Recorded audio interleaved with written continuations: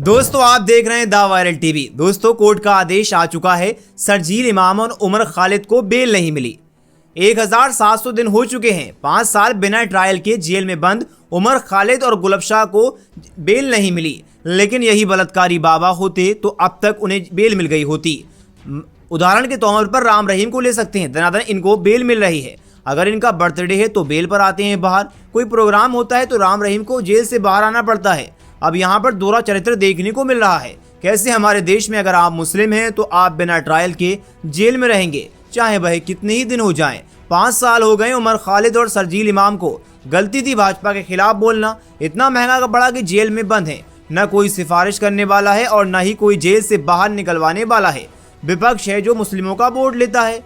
शान से विपक्ष कहता है कि हम मुस्लिमों के मसीहा हैं, लेकिन कोई प्रोटेस्ट नहीं किया। शर्जील इमाम की मां पिछले 1700 दिनों से बिना डिप्रेशन की गोली खाए नहीं सोई।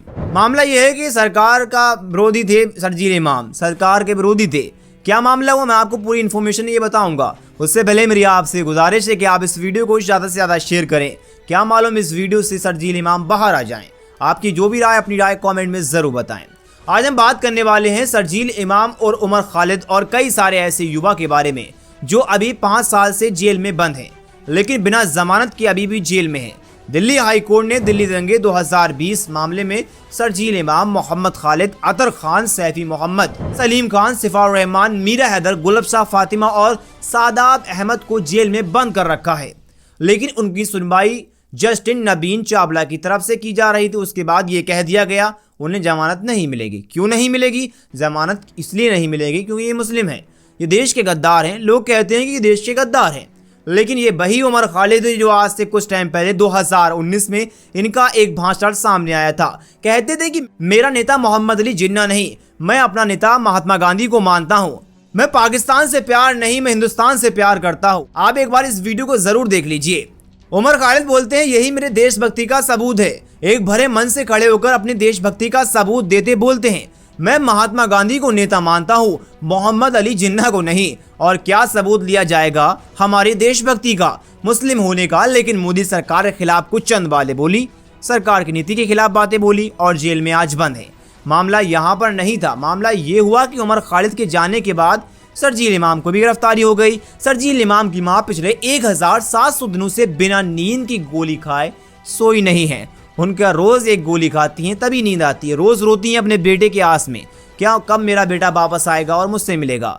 इन लोगों का गुनाह सिर्फ इतना है कि प्रधानमंत्री नरेंद्र मोदी के खिलाफ बात की, देशद्रोही बन गए। अगर यही बात मोदी सरकार के सपोर्ट में की होती तो आज बाहर होते। उमर खालिद की माँ बोलती है कि मुझे सहारा है, मेरा बेटा वापस आएगा। उमर खालिद की माँ ये कह रही है।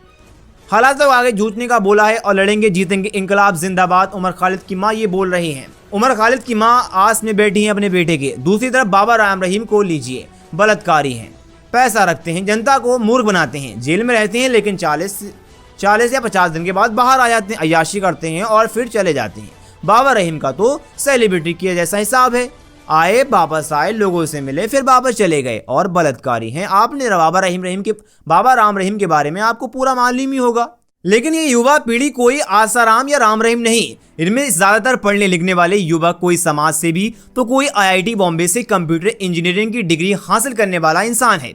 हक मांगोगे तो सलाखों के पीछे, ढोंग करो तो बेल सिस्टम। असली चेहरा यही है। इंसाफ यहाँ अंधा नहीं बल्कि पक्षपाती हो चुका है।